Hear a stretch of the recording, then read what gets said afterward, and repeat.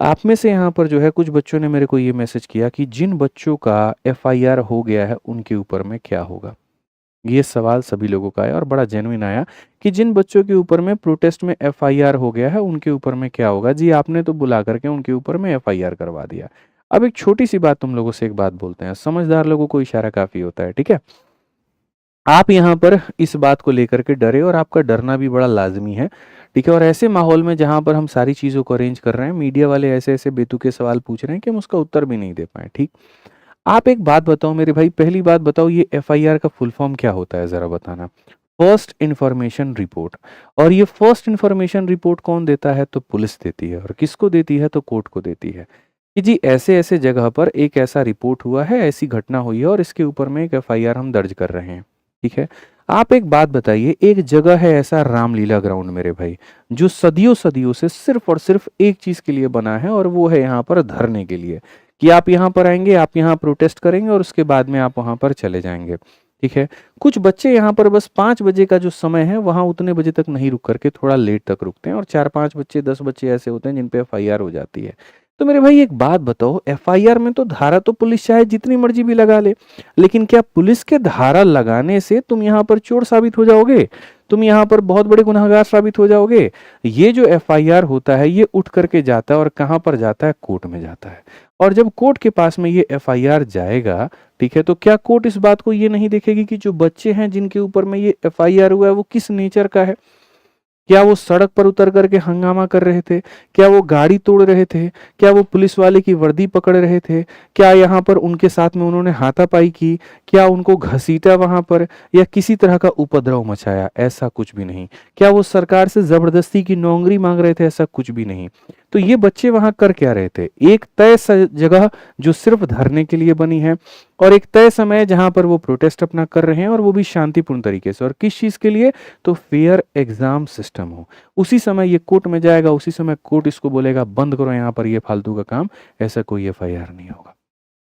Court कभी बच्चों के अगेंस्ट में नहीं जाता है, क्योंकि उसको भी समझ में आ रहा है कि ये बच्चे क्या कर रहे हैं। बट आप लोगों ने क्या किया? इसको इतना बड़ा बना दिया, इसको इतना बड़ा बना दिया कि पता नहीं क्या हो गया। मर्डर केस लग गया किसी के ऊपर में, धारा 302 307 और पता नहीं क्या लग गई। आप अब पढ़े लिखे आदमी हैं यार, आप एक काम करिए, आप छोटी सी चीज है, चलिए और बताते हैं। एफआईआर जो हुआ भी ना, उस पे भी थोड़ा सा तुम लोग धारा देखता, 223 बीएनएस है। 223 बीएनएस, और 223 बीएनएस में 500 रुपया का जुर्माना होता है। अब बताओ, अब बहुत हद वाला क्राइम किए हो तो 6 महीना का जेल होता है। और 223 बीएनएस में तुम पता करो कितने लोगों के ऊपर में 6 महीने का जेल हुआ है। ऐसा अगर हो ना भाई, अपोजिशन कोई रैली नहीं निकालेगा, कोई प्रोटेस्ट नहीं करेगा। अभी कुत्तों वाला जो केस हुआ था, बहुत लोगों के ऊपर में 223 बीएनएस लगा। सुप्रीम कोर्ट ने देखा कि हाँ भाई ठीक है यार, लोग सही चीज के लिए विरोध कर रहे हैं, 2 मिनट में हटा दिया। और बाकी फिर भी 500 रुपए भी लगे हैं, तो जितने बच्चों के लगे हैं सबका लिस्ट मेरे पास में है। अपनी तरफ से वकील करके सबका मैं सारा सारा कोर्ट केस लड़ रहा हूं। सब लोगों की सारी चीजें मैं देख ही रहा हूँ। 31 जुलाई में भी जिनके पे हुआ था, चाहे वो मेरे साथ गए थे, नहीं गए थे, या किसी शिक्षक के साथ में आए थे, फर्क नहीं पड़ता है।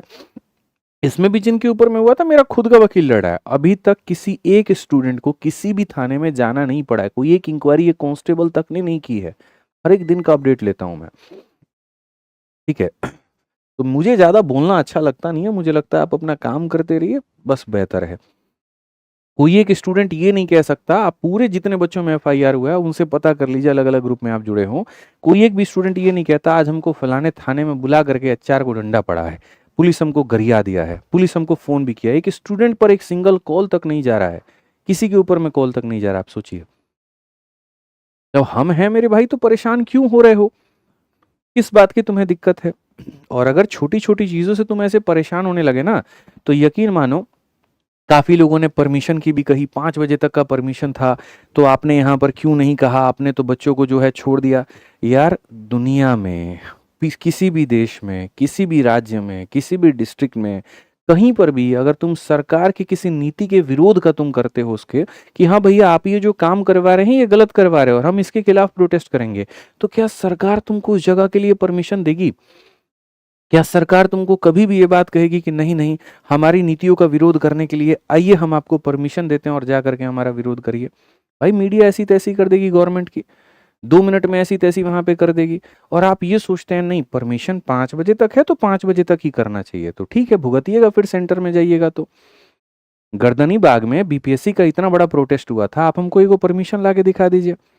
2017 में सीजीएल का इतना बड़ा प्रोटेस्ट हुआ था, एगो परमिशन ला के आप हमको दिखा दीजिए।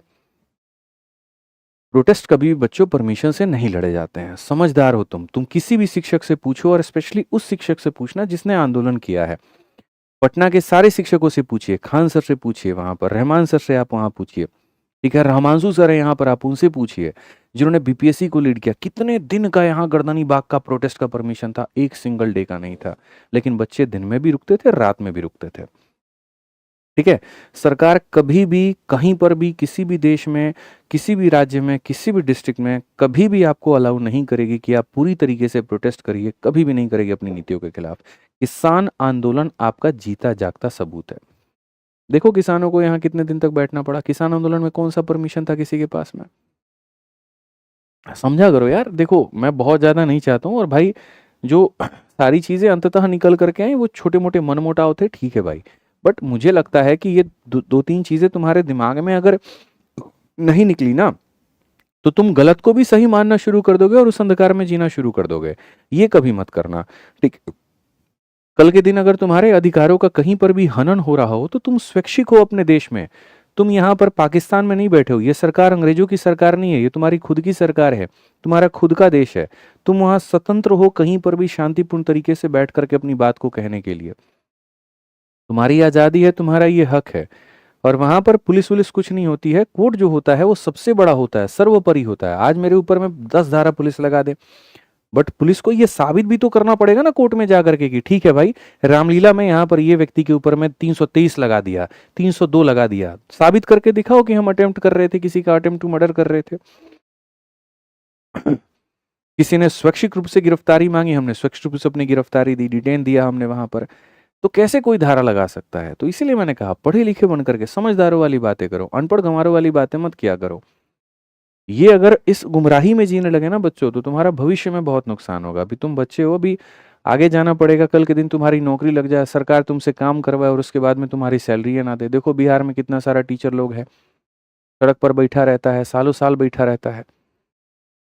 तो यहाँ पर उस चीज में जीना मत शुरू किया करो। कभी भी किसी चीज को एक्सेप्टेंस मान करके उसी में जीना अपने आप में एक गलत बात है, वो नहीं होना चाहिए। ठीक है, जो गलत है सो गलत है, हम उसका विरोध करेंगे, सही तरीके से करेंगे और बिल्कुल सरकार तक अपनी बात पहुंचाएंगे। सरकार भी तो हमारी है, और क्यों नहीं सुनेगी हमारी बात? हम बच्चे हैं उनके, क्या दिक्कत है, क्या परेशानी है? हम कौन सा वहां पर मारपीट कर रहे हैं, अगजनी कर रहे हैं, लाठी भाला फेंक रहे हैं किसी के ऊपर में? ठीक है, तो ये आगे से ये 2-3 चीज़ों का डर मत रखना। बाकी तुम लोग अपने अपने अदर टीचर से भी संपर्क करके पूछ सकते हो, जो हमने एफआईआर वाली बात बताई, ठीक है, और बाकी जो है परमिशन वाली बात बताई। बहुत बहुत समझदार लोगों को मेरी बातें समझ में आएंगी अभी।